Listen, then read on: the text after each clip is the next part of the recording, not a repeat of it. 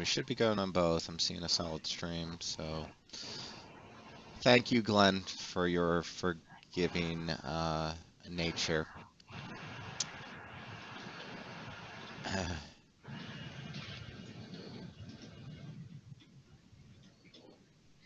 All right, both look good, sound good. You can go ahead. So welcome everyone to the Foolish Tech Show. It is a lovely Tuesday morning, and Trash day for me. not for everyone, but thank you for your blurting out stuff. Michael, jeez. Anyway, we're here primarily not to talk about Michael's trash schedule, but to talk about or answer any questions about our products and services. So if you have any of those, you can jump over to techshow.com and join our IRC chat there and talk with us directly. If you don't have any questions, you can also steer our conversation or partake in the festivities that we have. So otherwise, we're going to fill the hour with random jibber jabber, and feel free to interrupt us if you do have any questions about our products or services, because we'll stop to talk about that.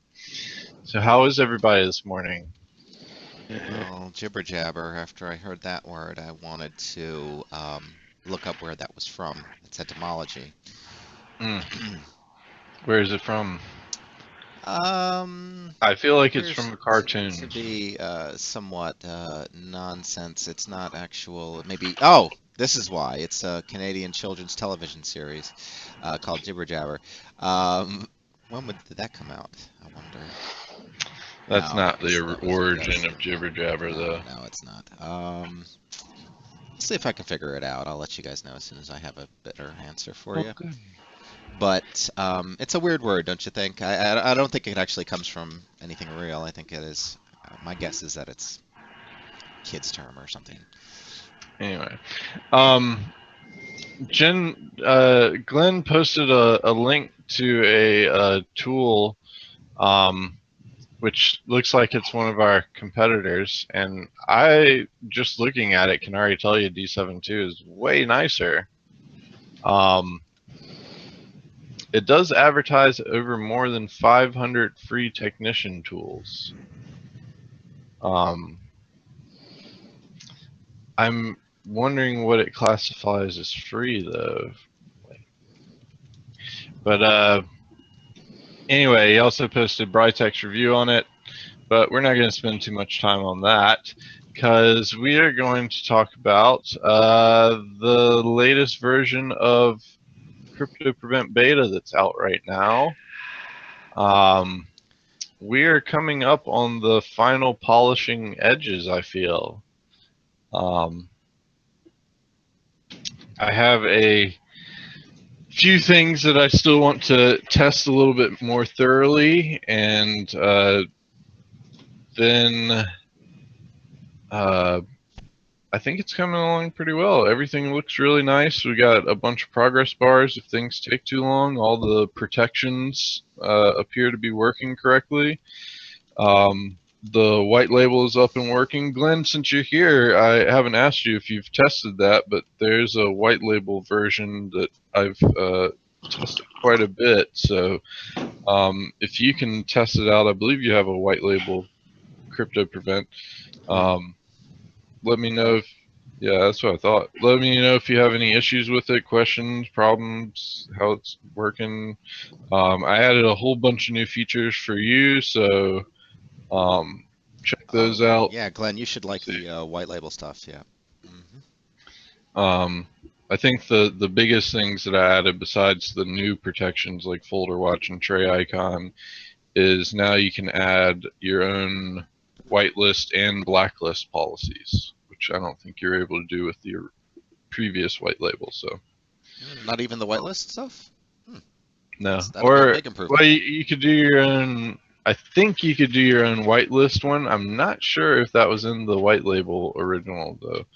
But you can do your whitelist, you can do blacklist, you can do MD5, SHA 256, and folder watch custom pass. So you can do all of those custom before the system. Plus, you get to use Nick's new variables that he uses in Kill 'Em All, and there's some links to that in the program. So wherever you can use those, you'll be able to find out more information about that. So what else we got today? I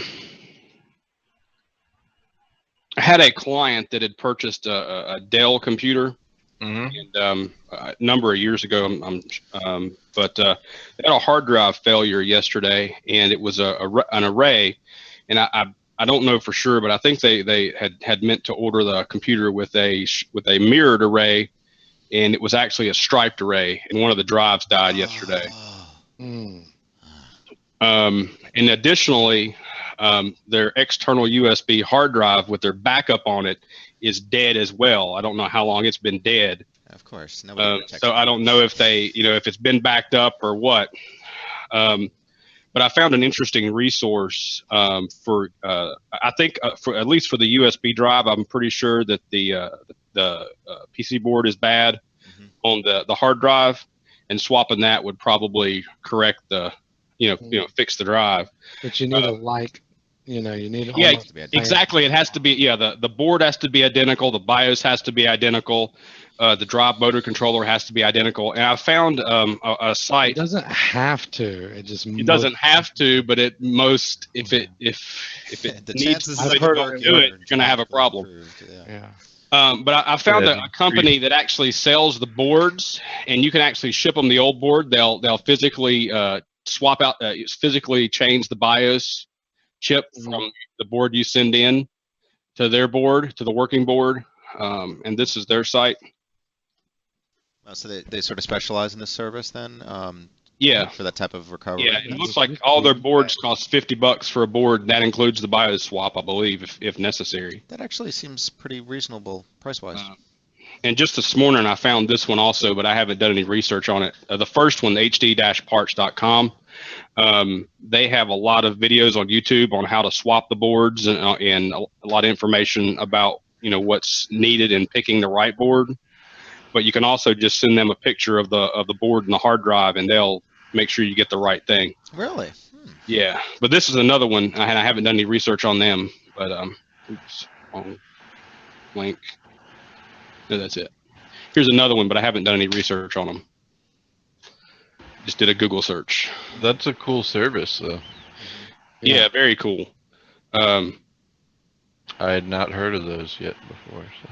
I had not. I'd pretty much stopped doing any PC board swaps because it was so hard to find parts. Yeah. Well, thanks for those links. I mean, that's immensely helpful for people in those pretty dire circumstances. Of course, I just want to reiterate. Having backups is not sufficient. You need to check them.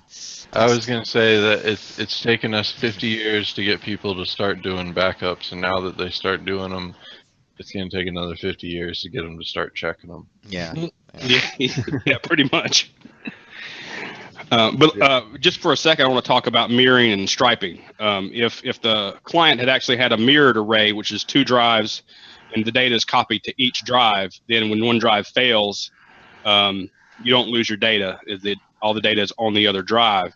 But in the case of what this guy had, it was a stripe, which means it copies half the data to each drive, which gives you an increase in performance, but no data redundancy, no backup of the data. And when one drive fails, you lose all the data. It's actually split up on a block level, written alternatively between the sent to either drive. But it scales really well. It's great for performance. I mean, you have virtually a doubling of performance with something like a striped array, but there is a big downside, and it comes at a cost of reliability. And in fact, you could argue that having a striped array decreases the reliability or cuts the reliability in half, because now it's not just the potential for one drive to fail, it's the potential for 2 drives to fail. So, you're also introducing more parts and error possibilities. Yeah, you have the RAID controller, and each drive has its own controllers and stuff. I mean, RAID aspect is pretty much a standard feature for the most part these days. Right. But But yeah, it is yeah, yeah. another point It's of another possible. piece, another point of failure, more complicated. Mhm. But if you do need performance and don't need reliability, it might be the way to go. Also, too, there are other drives that, there's, if you were to have, let's say, two SSDs with, enterprise SSDs have battery backup to allow in the event of a power failure to write the remaining data. That doesn't really take into consideration reliability of the drive or anything. The drive could still ultimately fail and could cause a problem. But if you consider SSDs to possibly be more reliable, you might find a reasonable compromise in using them in an array, more reliable devices in a striped array, or combine RAID 0 and 1, in other words, striped and mirroring. So basically mirror your stripe or vice versa. Or stripe your mirror, whatever. Or invest in a more advanced RAID 2 that allows more than one drive failure, such as RAID 6 or beyond. Yeah, RAID 6 is nice because it allows for 2 drives to fail in a 4-drive system. Or as Glenn puts it, 6 files recovered. What? It says the number of RAID equals the maximum number of files recovered after a failure. Oh. And that I've always had that sketchability towards RAID, and I feel like the only reason you want RAID is to do multiple drive failure RAID levels. Like, I really don't see with the performance of everything today, I don't see that big of an issue where you need striping or mirroring. I mean, mirroring, I feel like, is almost more problematic because of the file system corruption stuff you I still have. actually run a mirror. You run a mirror? I run a mirror, and Those are the safest because you can just take out the drive and put them in. You don't have to rebuild an array or anything. It's just. And I think I had done it through the motherboard, or I'm not sure, or Windows 10. I don't remember now. Let me go look. I think I'm doing it now through Windows 10 just for the heck of it. In the case of mirroring, Just to see if it was decent or reliable or such. But yeah, actually it has been. I've had no issues, and with the performance of the everything today, I'm not worried about it. Mm-hmm. I just wish Windows Home Server, that old drive extender technology and the way that thing worked was In there, yeah. Yeah. That would be much nicer. And another thing to look at is if you do have a RAID array with some type of mirroring with data redundancy, if one drive has failed, you need to consider that it's very likely that another drive is going to fail soon. Yeah, and always. you may want to replace the entire array instead of just replacing one drive. Yeah. And if you're really concerned about it, you might even want to go to different locations or even space out the time you buy your hard drives so that you don't get one in the same lot. That might be carrying a little far, but I see where you're going with that. Most of the people though like to get the same thing from the same lot, and because you'll have the same firmware on the same model drive, and you'll have the same everything, so you'll maybe have less problems with the array, especially hardware. But I mean, we set up a RAID 10 so that we could have 2 drives fail. And we bought all of them all at the same time, and 2 drives did fail within the first 6 months. And I feel like if we had bought from various locations, then we would have had a higher percentage chance of getting those failed ones out of that lot. Yeah, that's really unusual to have 2 drives fail in that short amount of time. Yeah. But I think if you go out and you buy 500 drives, you're going to expect a small percentage of those 500 drives to be shitty within the first year. Yeah. So if you buy a lot all at one time, you have a lot more drives that's going to be crappy with the first year. So that's why, I mean, if you're looking at the firmware stuff and model numbers, you can always go out and buy the same drive at different locations. I would just like to increase the chance of not getting the same crappy drive. Yeah, I see what you're saying. If Yeah. you do have bad luck, though, don't go and do that, because you'll end up going out and buying the 6 bad drives Picking that the are two bad drives. Mhm.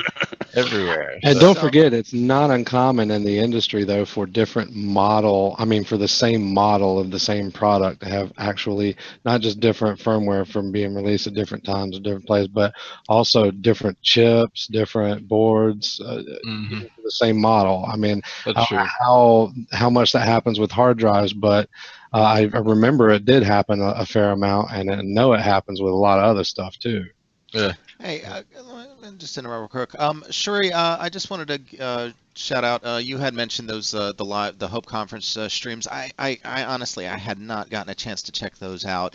She mentions that she purchased a bunch of DVDs of the talks and that they were extremely informative. I'll see what I can go to catch up on that stuff, and maybe I might need to get one of those DVDs out. And speaking of Shri, Shri will have 2 young boys when we go to dinner on the Monday. Was it Monday the 8th? On the 8th of August. By the way, that's all right. And our 2 youngins are 9 and 11. Apparently, Oh, that's cool. Thanks. yeah. Thanks, Eric. Yeah, Eric talked about. It looks like he talked about CryptoPrevent with one of the speakers there, Weston Hacker, and who was titled a speech, "The Bringing Down the Great Crypto Wall." And so the guy was interested, seemingly, in the product. Awesome. Awesome. Thank you Thank very, you. very much for that. Now, since you guys are in a lot of, I'm sure there's some talk there about cryptography and security and stuff like that. I didn't know if you guys, this is semi-related, I guess. I didn't know if you guys heard, but it looks like the NAST is going to be eventually banning SMS two-factor.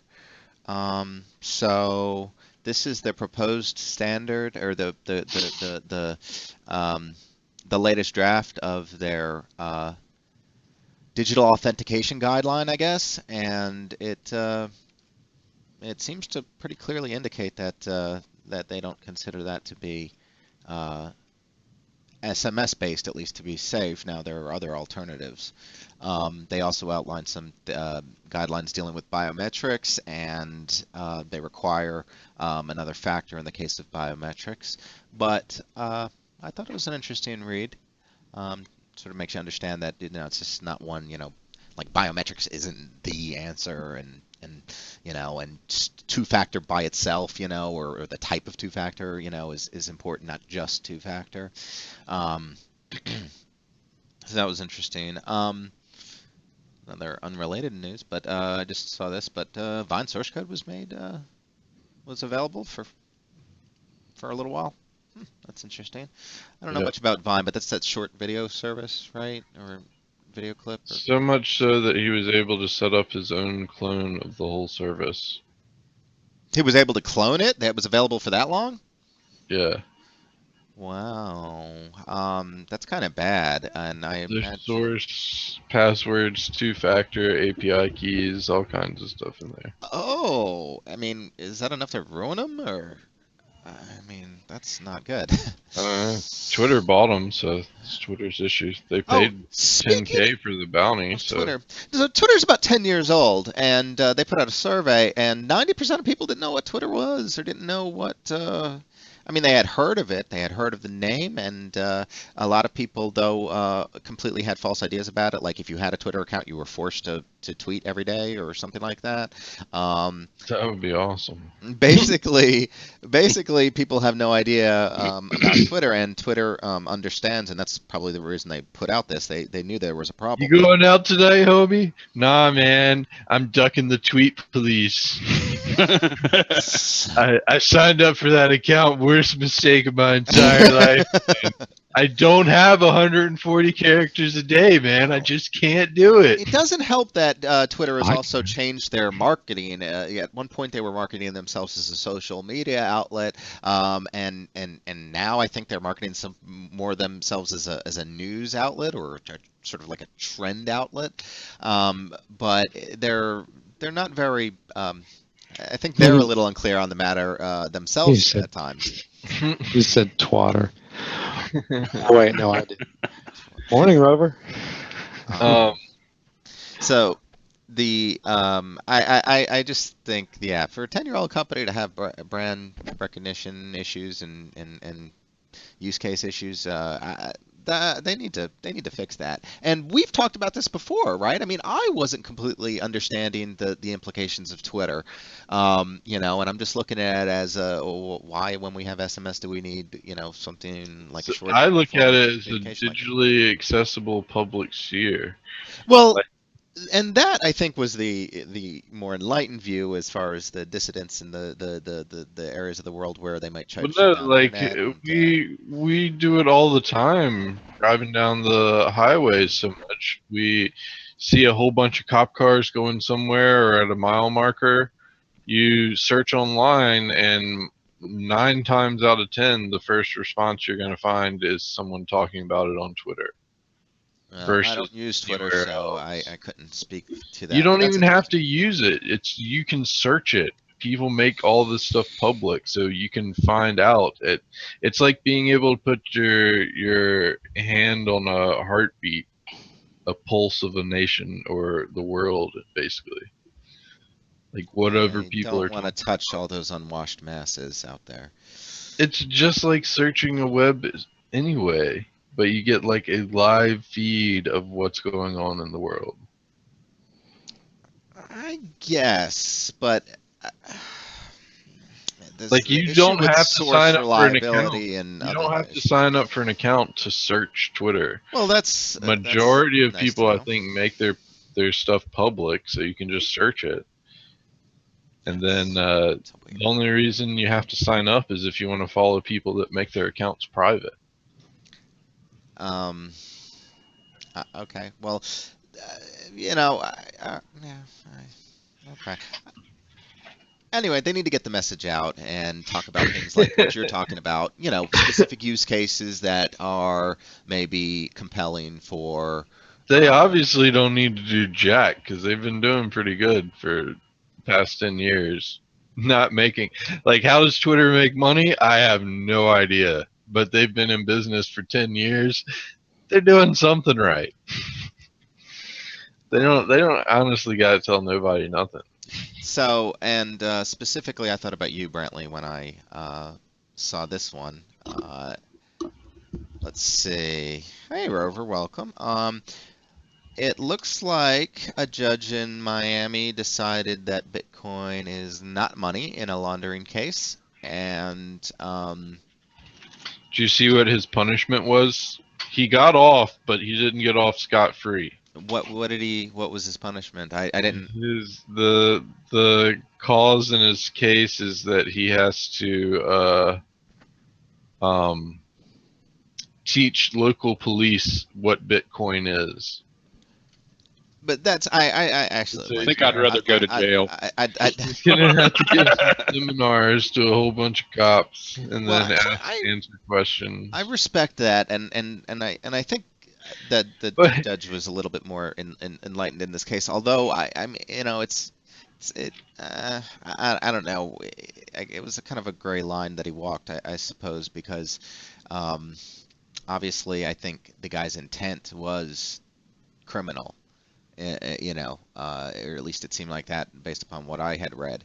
And the fact that the judge just threw it out without any compensation, would be a concern. And the fact that he is having him do something is good. And it also, I think, just brings attention to it. And maybe, whether or not you may feel he was right in that judgment as far as what Bitcoin is and whether or not it can be considered currency, um, we need to figure that out, sooner rather than later, so that the law can work properly, right? I mean, is this going to set a precedent, do you think? Is this going to I don't know. I mean, you always heralding it in as you know, I, as I, I I technology, think hope it should it. be viewed as currency, and if someone's trying to launder money using Bitcoin, then it should be viewed as illegal. Yeah, not it's according to gonna that be. judge. Well, it's gonna be extremely difficult to prove the laundering aspect. It's possible. You still can do it. Yeah, It's not completely anonymous, but the not treating it as currency thing, I honestly think that that is probably a misstep, and that's going to get overturned. okay. I mean, Well, it's got all the basis of what a definition of a currency is. So yeah, the argument that the judge in this case, Miami-Dade Circuit Judge Teresa Mary Pooler, she ruled that Bitcoin was not backed by any government or bank and was not tangible wealth, and that's a quote. She said it was not tangible wealth and, quote, cannot be hidden under a mattress like cash and gold bars. Um, it goes on to say the court is not an expert in economics. However, it is very clear, according to her, even to someone with limited knowledge in the area, uh, that Bitcoin has a long way to go before it reaches the equivalent of money. And that was an H-page statement. I would be inclined to agree with that, but um, I would still think that it should be, well, I don't know. I mean, I can see, I see that, Tyler. I I can see, but think it needs to be as adopted officially in some way well, I think that for it to a laundering thing to. Well, there that's was, what that's their primary concern is to be able to track criminals and catch people doing money laundering. So the issue that they're going to have going forward is they need to go ahead and accept it as money currency and They then probably make do. their judgment and rulements on it. whoa, Actually, you're probably right there too. You're right. I've read a little bit further, and there's another aspect to this, a specific, I think, to Florida law. Um, uh, Okay, so says Florida law says someone can be charged with money laundering if they engage in financial transaction that will, quote, promote illegal activity. And the judge believes that that's way too vague to apply to Bitcoin, Hmm. so that the actual tie to the illegal activity would be Vague or promotion of. broad and future looking? So it says, quote, this court is unwilling to punish a man for selling his property to another when his actions fall under a statute that is so vaguely written that even legal professionals have difficulty finding a singular meaning. And, that's a good point, though. I do believe if laws are too complicated for the general population to understand, how can they be expected to follow them if they can't even understand what the laws themselves mean? Um, why do you need lawyers and tax experts and things like that to do law interpretation and tax law interpretation? It seems like there's something wrong there. But that's the way it is, I guess. So also too, I thought this was interesting. Not that I'm a big fan of Facebook, as you guys know, but how about the WoW downloadable content? How about using WoW down? Really, Michael? You couldn't tell from your Facebook page. Yeah. But I steal $1 million by heaping Pokemon cards transported to another city and sell the cards. Oh, Glenn, you're going crazy. Okay. Well, anyway, so it looks like Facebook was Well, blocking. no, he's got a legitimate. That's how Yeah. money laundering works. Yeah. Like that's Yeah. the exact process right there. But and doing it with Bitcoin is the same. And I would even argue that you can hold a Bitcoin in my hand. Like you can have offline storage, and I have one Bitcoin on a flash drive. That's holding it in my hand. Um. Anyway, it looks like they at some point Facebook was blocking some links to the DNC email dump that WikiLeaks did, and they really didn't explain why they did that. I just don't like the, one way or the other. I just don't like the idea of Facebook getting to determine. I just what had another stories. before we're too far gone on that. I'm sorry, I just had another random thought. Just because I saw Rover saying "wow" in the chat, and it takes me back to Asheron's call and buying armor and things like that for my character, and then like selling a bunch of stuff on eBay later. It was like make stuff, sell it. I mean, okay, so someone hacks, cheats, The Josh MMORPG, and then converts that to cash. I mean, how far do you take that? Yeah. The Joshenstein? Yeah. The guy that's based off of, did you ever meet him, Josh Fowler? I don't think I may have met him one time. I think he was passing through one day, but he had like several computers set up and was like all over EverQuest when it first came out. And he had several bots set up and like he like quit the CPU job and bought a house and everything off of what he was making. Wow, really? Off of that, because at the time he had it set up so he had like 6 or 7 bots at home just That's a lot. stuff, and then he would sell the characters and the stuff, and Yeah. I mean he was making tons, and That's this is wow. like EverQuest first came out, so like people in the corners were talking about it. Well, I remember Beavis, whose name shall remain less, and I remember him buying. I didn't actually do. I was thinking of him, but he bought that. GSA armor. And Asheron's off of eBay for Asheron's. I think he spent like $500 on that junk. Jesus. It was like 5 something. I don't know if he spent that one, but I know that's what it was going for around there at that time. And it's like, and I use Proctor's account all the time in my own when I wasn't playing, but I used Proctor's account even when I was and when he wasn't, to use as a bot for, just generating money and game wealth. I wish you could remember the login for my account. I can't. Seems like I tried to look for that a while back though. Yeah. There's let me interrupt with a couple of interesting stories that I was following. But back on the Bitcoin thing. No, wait. Sorry, I'm just saying, how far do you take it with NetHunter makes money off of EverQuest 2 right now. He has a website set up to sell Chronos, I think it is. So he's making bank off that, and basically it's stuff that he plays the game, and in the game he gets this stuff, and he just sells it, and that's how he supports his game playing habit. So, what were you gonna say about Bitcoin stuff?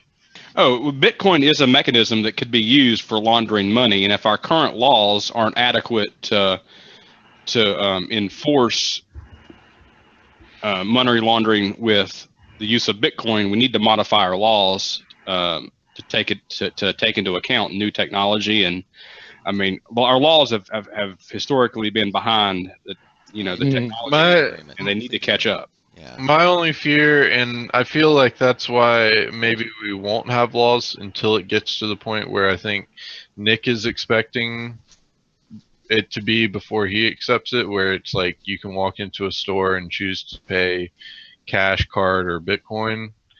Then I think that point is where we'll start actually getting laws that base around it and can come by it.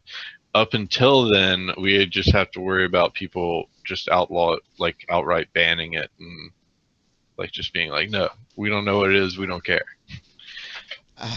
Because I feel like that's probably the more likely way that it will end up going.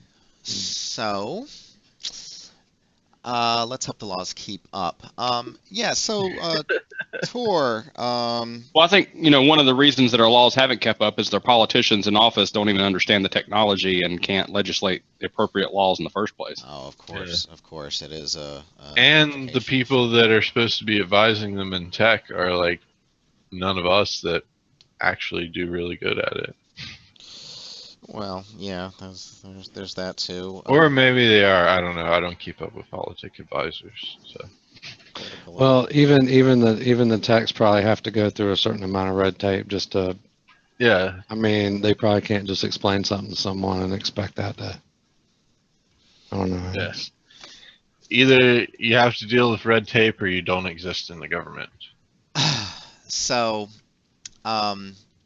anyway, there were the researchers found a whole bunch of Tor nodes that were misbehaving, let's just say, and you know, the Tor network security and their anonymity depend upon the relays being you know, generally non-compromised. And if there's such a large number of compromised relays, it sort of removes the effectiveness of the entire network. So keep that in mind if you're a Tor user. Michael, you completely worded that incorrectly. You're supposed to say if there are a large number of compromised nodes, then it could compromise your network. There are currently not a large number of compromised nodes. Oh, 110. That seems like a lot. Out of how many? I don't know. How many Tor nodes? I don't know. How many are there? There's more than 1,000. So that's under 10% at least, right? I don't know. It seems like a lot for only 1,000. Let me see. Just trying to get a.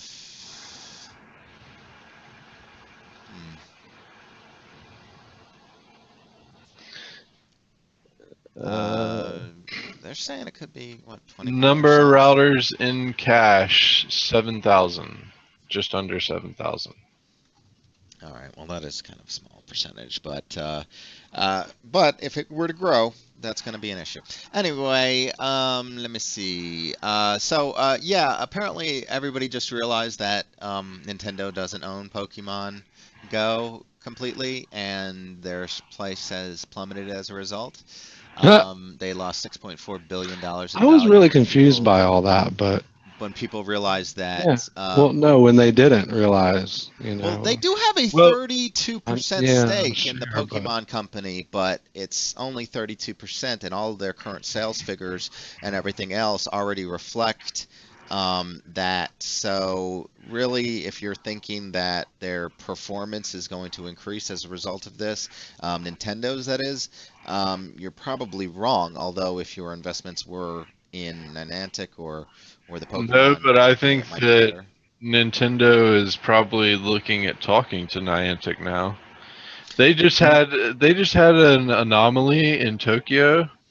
Over 10,000 people showed up for Ingress. And they just launched Pokemon Go in Japan, and they did it with sponsors. So every McDonald's over there is a sponsored Pokestop or gym. Wow. Japan. Okay, that's crazy. So I think that Niantic is probably going to be talking to Nintendo soon. I would imagine. I would hope. Maybe Nintendo get their butt in gear. Sheree points out that there's a new release available that was made available yesterday for Pfsense. Now, I've been using Pfsense, so I'm not on this distribution, but let's see what it's bringing to the table here. Looks like it's a maintenance release. 60 bugs fixed, 8 features added. There's a couple of regressions, which I never like, but that does happen occasionally. I'm going to stick with Pfsense for now. There's nothing significantly different, it looks like, about that. Was that your decision-making process? Yeah. But thank you for the update. If you are running a gateway, I'm gonna stick with what I got. if you are running a gateway based upon Pfsense, please take Shree's advice and upgrade. Let me see. I also wanted to talk about. No, wait. Look, I did not know how much Game of Thrones was actually like faked. Faked? Yeah, like It's most TV show. No, I mean like most all of it's computer generated. No, these days I'm sorry. It scares me to death sometimes these days. I swear they're But just watching making that video show, games it's not one instead of that like movies. that. I think that's probably one of the nicest thing about that show is that watching it, you don't really see like cheesy computer generated graphics. Like, and if you just look at that first GIF that's on that page there, they also have a video that goes through a whole bunch of different scenes and shows you all of it. But Proctor, don't watch that video because there's a ton of spoilers from this past season. Okay. Yeah. I mean, normally when I'm watching a movie or show or whatever, I can see this the computer graphics in it, but with Game of Thrones, I really don't notice it. Well, and I like they make it out of like the most mundane stuff. Like for that GIF that's on the page there, they they found a set of stairs that they really liked and looked like what like they needed, and then they just said, "F everything else, change it all." Like they're like, we just need the stairs and the actors here. Everything else can go. It's like, wow, that's pretty impressive, and you really wouldn't notice it watching the show at all. So. Listen, though, I mean, it's gonna get to the point where they don't need actors or actresses anymore. I mean, it'll just be they'll walk into basically a like a telephone booth and get like a 3D videoed, and then that's it. Then they can go retire or walk away, and they sign away their rights. And they've talked about this in some sci-fi, but I sort of see this happening because you can't tell. I mean, we've reached the point where what you're telling me, you can't tell the difference between the CGI and otherwise, and before you know it, why would they ever bother to do anything the old way? Why would they actually have traditional special effects and not completely computer generated effects? It would seem the cost, would clearly make that the norm. So I'm surprised you haven't talked about this yet, Michael. no, I want to talk about the no. Okay. No, look, the Quadro. Yeah, so they released the Quadro. So yeah, that same card that I was talking about the other day, the 12 gig card with 32 teraflops. 32 live VR streams on one card. It says 24 gigs of memory. It's an impressive card. This is basically the same architecture as the Titan X that I announced yesterday, but this is just the professional version with the Quadro name. It's basically the same card. Interestingly enough, though, compared to the previous Titans and the previous ones, they're not focusing on the FP64 performance, the 64-bit floating point performance of these cards. They're focusing actually on the 8-bit integer performance, which is actually very important in machine learning and deep learning algorithms and things like that, but aren't so relevant with some of the loads that maybe were being done previously for those. Like the 64-bit at floating point, that's a totally different tasks that's handling. So it'll be interesting to see where this, who buys this, and if there's any concerns about that shift in where they're focusing the teraflops on. It's great that you have all those teraflops, but what type of data manipulation are you measuring it? And if you're just talking about the 12 in relation to, the 8-bit performance, or are you talking about it in relation to those more complicated data types? Anyway, so that's a good, that's something to keep, something to consider. Welcome back, Eric. And cool, you learned a lot of stuff. Founder GNU, that's cool. Glad you had a safe trip.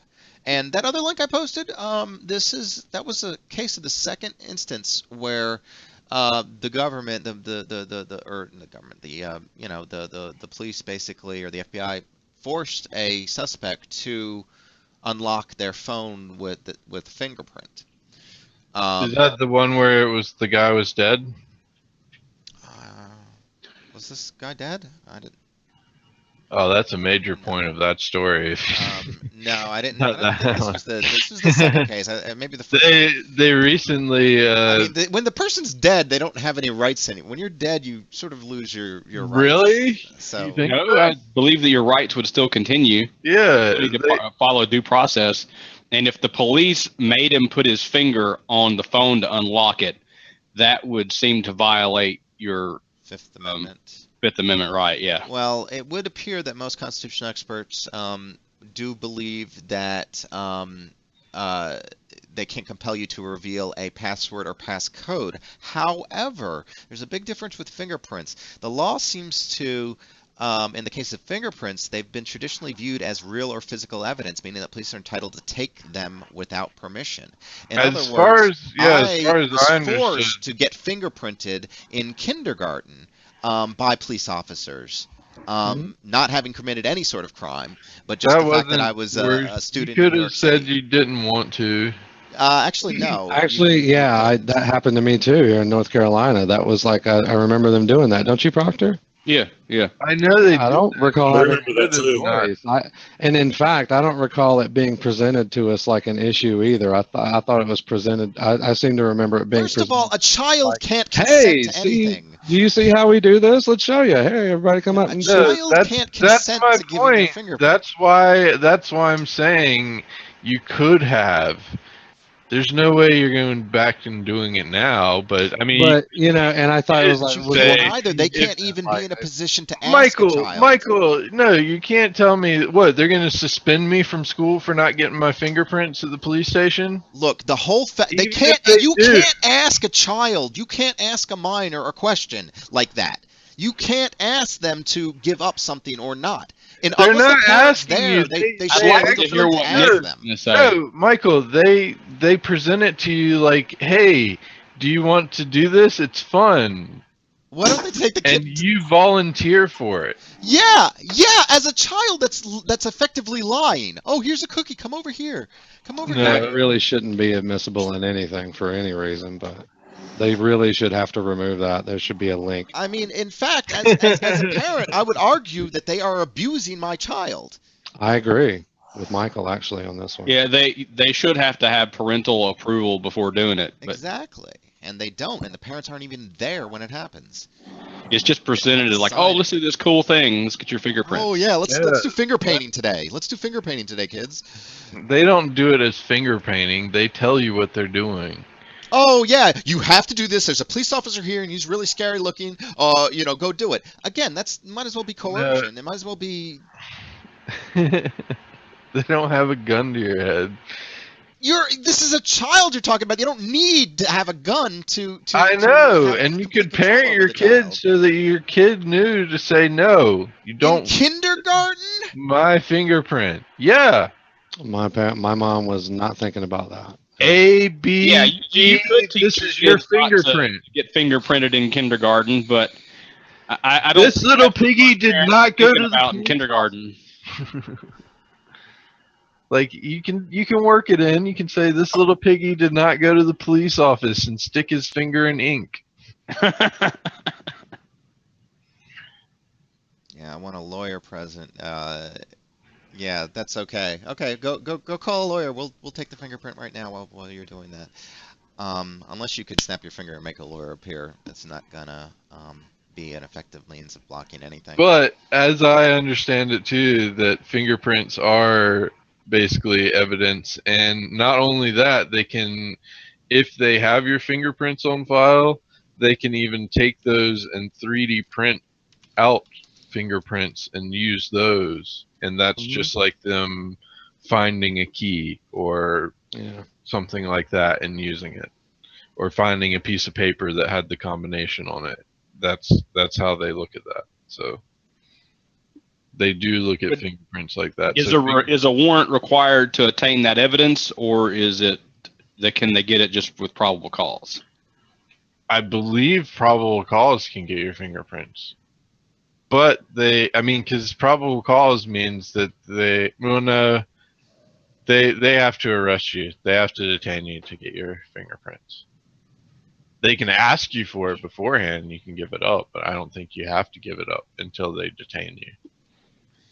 At least as far as I'm aware. Maybe it's just easier to process somebody and take their fingerprints. Anyway, I think there's a little bit of overstepping here, and I think we need to start to get some answers. We need to, I don't care what we decide the law is with some of these things. I mean, I guess I do care, but I'd like to know that there's definitive ground one way or the other. And right now, with the whole Fifth Amendment stuff and the implications in there, I think this needs to be decided in the Supreme Court. I think there needs to be a definitive interpretation, constitutional interpretation of these types of things moving forward, or else technology and citizens and everyone else who takes advantage and uses those things are going to be at risk of being manipulated and being forced into potentially compromising our constitutional rights by law enforcement. And in the case of children, I mean, you know. Anyway, so the Windows 10 August anniversary update. So there's a list of new features. I wanted to go over it a little bit. Does everybody know? Is that out yet? I didn't look at that article. Oh, I don't think Is it's it out out. now? It's not gonna. It's August 2nd is going to be released. So we've got about Another week and a half. another week. Yeah. So it looks like the features. I really wasn't aware of most of this, so please excuse me if I'm late to the table here. But it looks like they have something called Windows Ink. It's going to be a place for you to get, I guess, stylus-enabled apps for your device. I don't see that as helping me at all unless you work on a Surface or another tablet. Glenn, jeez. I actually have that yoga thing with the. Well, then you would benefit. And the one it has a stylus. There you go. Then that's for you. But I just don't see that as something that's affecting all the users, because obviously. I have a Surface, and it has a stylus. Okay, so the Surface and Yoga users out there. I was hoping for something that would impact me on the desktop, but that feature doesn't appear to be offering much in that regard. There's Edge extensions, so finally now Edge does support extensions. And I wonder how long the registry keys are. What? How long are the registry keys? For what? Isn't that something you check into before you use something? Sometimes. Anyway, the Edge extensions, are you going to be where are they going to be offered from? So they're going to be offered through the Windows Store, and we'll see how that goes. What's the big development communities for add-ons with both Firefox and Chrome? It'll be interesting to see if everyone jumps over and brings their extensions to Edge. I might, if Edge, I don't know. I might consider Edge at some point if it proves to be a better choice. If it's not an advertising means by Microsoft, if it's minimal, if it's more memory efficient. I mean, I'm not against Edge, using Edge if it brought something to the table, and looks like it is starting to bring at least add-ons to the table. So extensions. There's Cortana improvements. I don't use Cortana, so big whoop on that. You can now schedule appointments in Outlook and do all sorts of other interesting stuff. There's apparently a new dark theme for those depressed folks out there, and some UI tweaks. Why do you need it darker? I don't know. Does that help with battery life, maybe? Yeah, definitely. And turning off mouse animations increases the speed of your computer.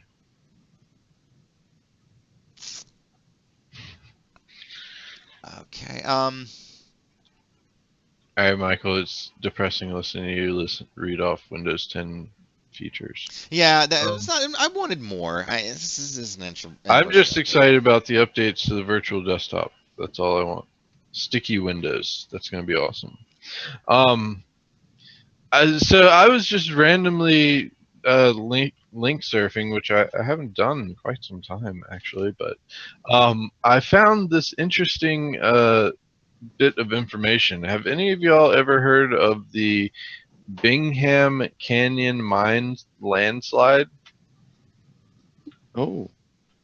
So this is apparently over in Utah, and what's interesting about it is it's actually a copper-producing mine since 1906. So the past 100 years, this has produced 25% of all the copper in the U.S. So this is a huge mine. Like, this is ginormous. And if you look at that page, you can see the landslide that happened there. Oh! But, like, just look at the size of that hole. That's a hole that people have dug. Is that an artist's rendering, or is that a real picture? that's a real picture. For the past 100 years, people have dug that hole to get copper out of it. Do you see that in the left middle there? Those are buildings. Entire buildings inside of that hole. This thing is huge. It's actually a national monument or landmark. The landslide triggered 16 smaller earthquakes. The only known landslide to ever trigger earthquakes versus earthquakes triggering landslides normally. That would be a fun slip and slide tree. That would So, be. you know, just a water slide. Oh, Yeah, oil yourself up and run down that. Wow. But that thing, like, those little lines are roads. You can fit entire, like, dump trucks on those little lines around the place. Okay, The place is we get the idea. It's big. It is. This is impressive. I mean, I'm not joking. All joking aside, this is he's not lying. This is I didn't realize They there see was it, something man. on this scale. At any rate, I just hope though And that it's like, how did I not know that existed, though? yeah, right. I have the same feeling. Not So only that, where- but it had a huge landslide. this is in the U.S. too. This is not like it's in another country. Yeah, this is in. Well, what was unique about this was they'd actually been worried about the stability of the walls and the whole mine.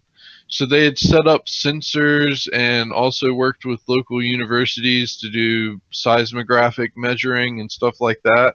So they actually had like 7 hours worth of warning to get everyone evacuated, and all they lost was equipment, basically.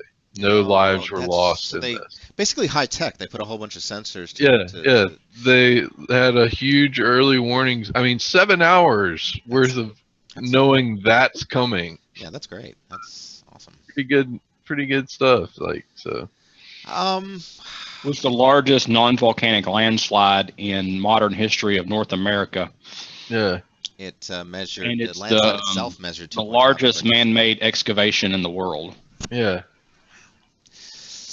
Wow. It's a historic landmark, national historic landmark Since in 1966. Yep. Wow, that is impressive.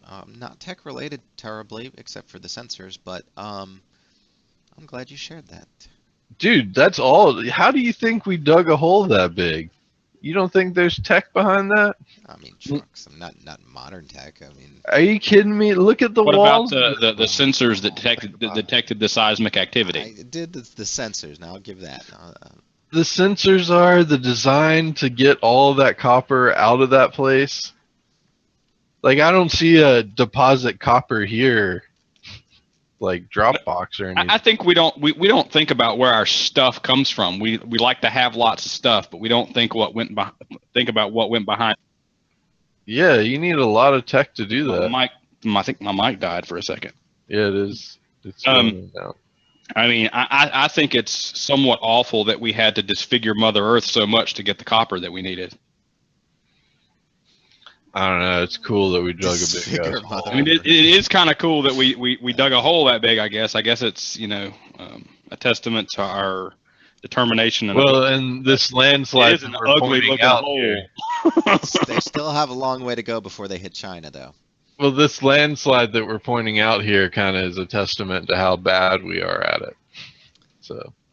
Well, but they knew. Well, we went 100 years before Well, that's or the almost thing. 100 years before it collapsed. They didn't wake Well, up one day I and be don't like, know. "Oh, it collapsed. I don't know Let's if put in I don't know if sensors." it hasn't collapsed before.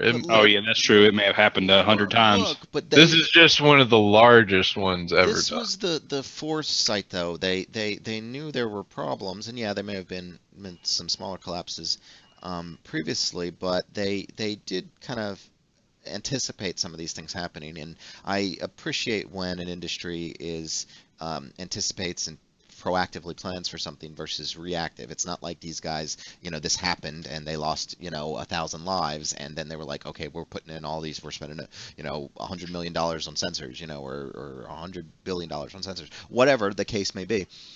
That's not how this happened. This is not how this unfolded. We are lost in a big hole. I'm not. I'm interested in what Eric has to say. Eric, actually, let me get one of those USB keys.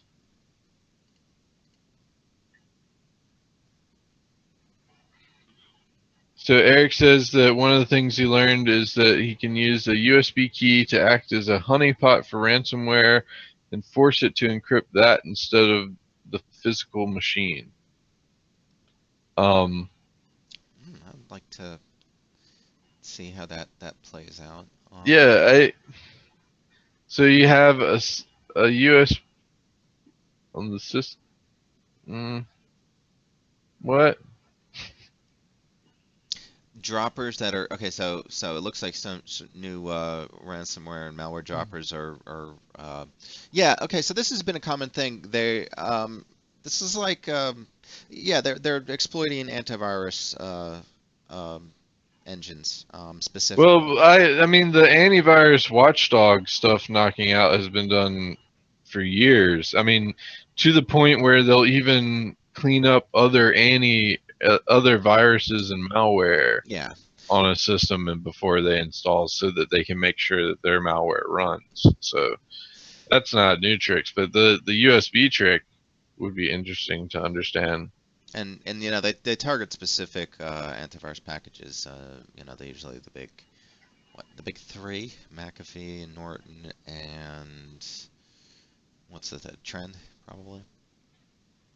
Well, they target whatever, so anybody's a target.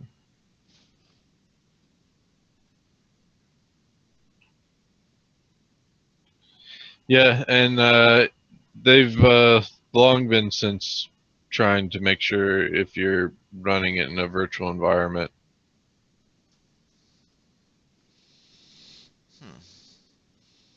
Any I mean, well, I guess maybe they haven't long since been doing that.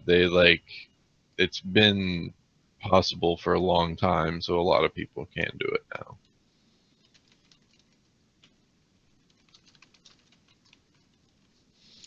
Eric, what do you with the file types you just posted there? You mean macros? What are you referring to? Um, Targeting common files. I mean, they all encrypt documents, so yeah, they're gonna target anything that is So yeah, a they data target file, a long list of various documents. and they've done that for a while.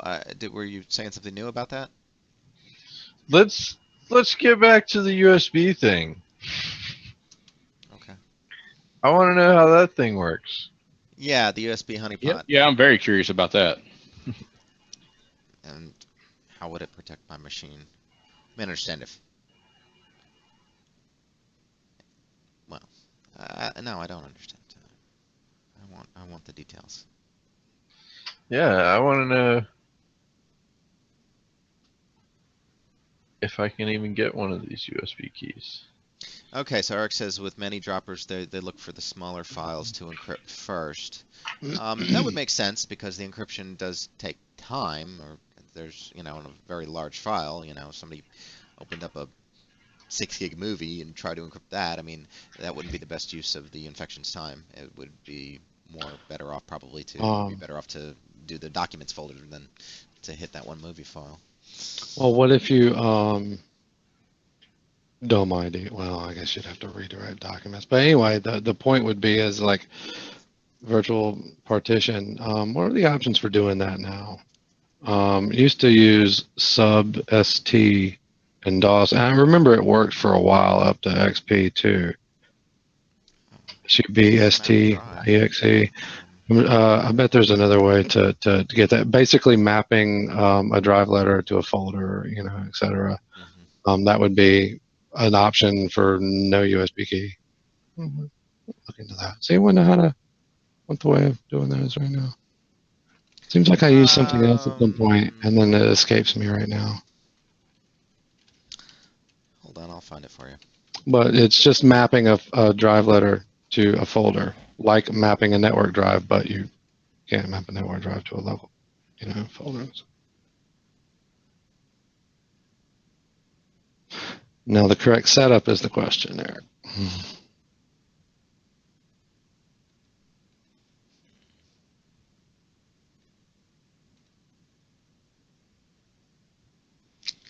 Apparently, SUBST still works. Does it still work in Windows 10? Yeah, you have to. Because I've From an had. elevated command prompt to make it work. But Okay. Well, I had issues with using it in Vista 7, and I don't recall. It's like it doesn't show up in my computer or something weird. Something weird. It just doesn't work. And maybe I should just try it. I guess I could do that.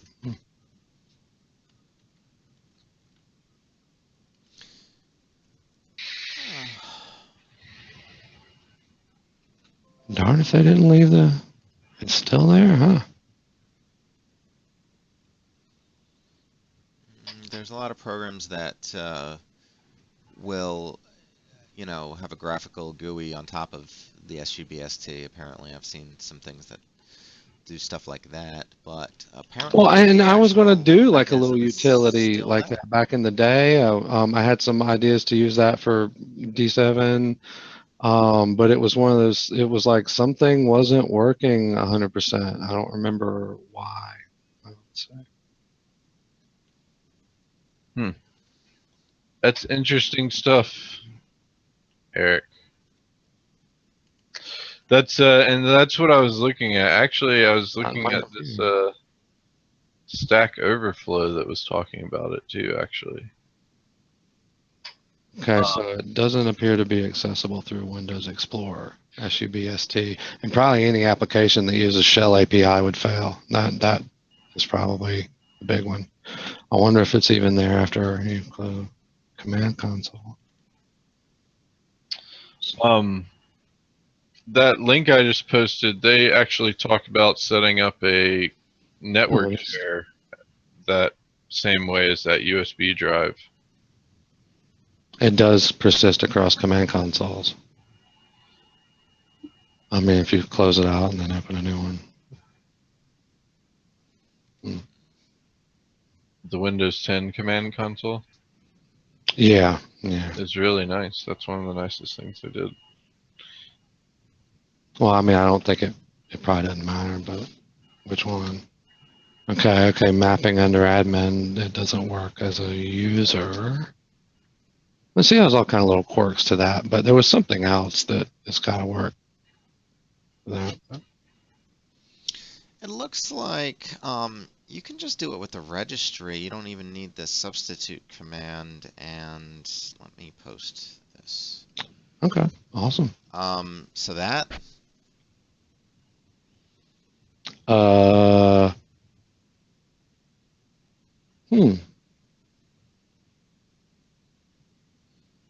Regedit 4, you're cute. Where'd you get that from? Little internet link from someone who did it a billion years ago. Yeah. Like before, Windows 2000 or XP. When did they start using Regedit 5? Anyway. Can also use in the same manner netuse. You can't do that. That's what I'm saying. You cannot. That never works. Let me just try. Have you tried it? Didn't used to.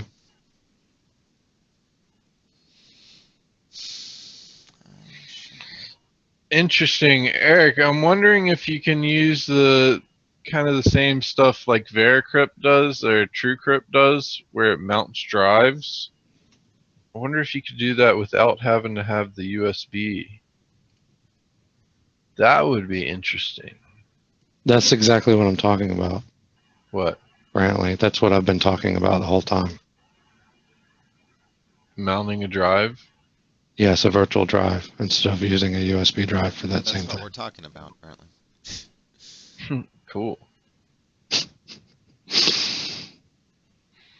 With the Subst.exe and then progressing to what Michael found. Let's try this out. Interesting approach. Kind of like it. Oh. What? Michael, it looks like that might have actually done the trick. Just mapping it like a drive. Yeah, I forgot about. No, it's not showing up in the in Explorer though. Doesn't show up in Explorer still? Let me see if I can get to it from. Nope.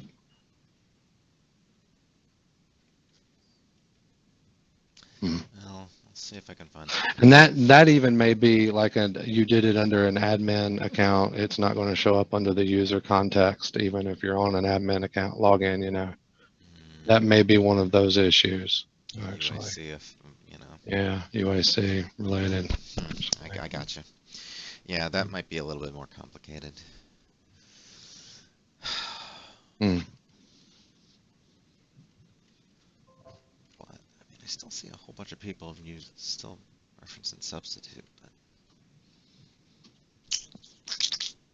Yeah, but that again, that's going to fail on using any other app that uses Shell API. You can't count on your malware to do things like that. That's true. Beyond,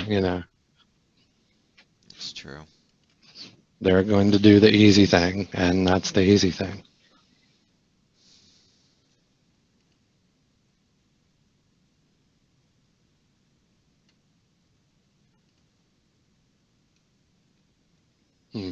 Worth looking into some more. That was like, and that's one of those things we could throw in there. Bang, create virtual dummy drive, decoy, as part of the CryptoPrevent thing.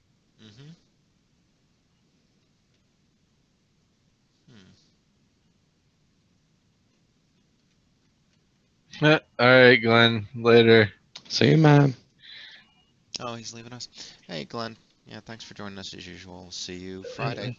But what mechanism are you going to use to stop the encryption once it fills up your virtual drive?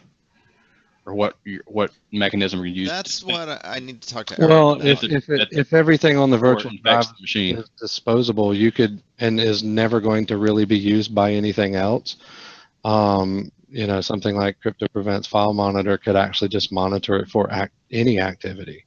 Yeah, if it gets encrypted at all, it'll shut down the system or something. Yeah, and then kill them all, everything. Yeah, okay. That's good.